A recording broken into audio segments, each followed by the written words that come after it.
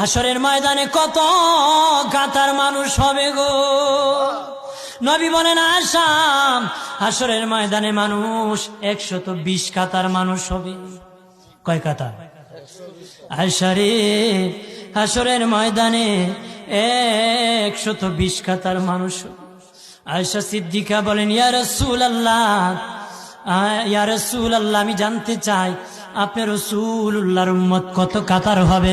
নবী বলেন আয়েশা, আমি রাসূলুল্লাহর উম্মত একাই 80 কাতার হবে। আয়েশা বললেন ইয়া রাসূলুল্লাহ, দিনের নবীজি 80 কাতার দিয়ে আপনার উম্মত হবে, আপনার উম্মতকে কেমনে আপনি চিনবেন? নবী বলেন আয়েশা রে, আমার উম্মতকে 3টা পরিচয় আমি চিনব। 1 নম্বর পরিচয়, আমার উম্মতের কপাল থেকে নূর চমকাবে, নূর চমকাবে।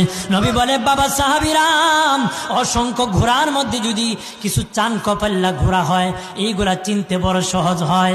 চান কপাল্লা ঘোড়া চিনতে বড় সহজ হয়। হাসরের ময়দানে আমার 1 প্রকার উম্মত চান কপাল্লা হবে, কপাল থেকে নূর চমকাবে, নূর চমকাবে।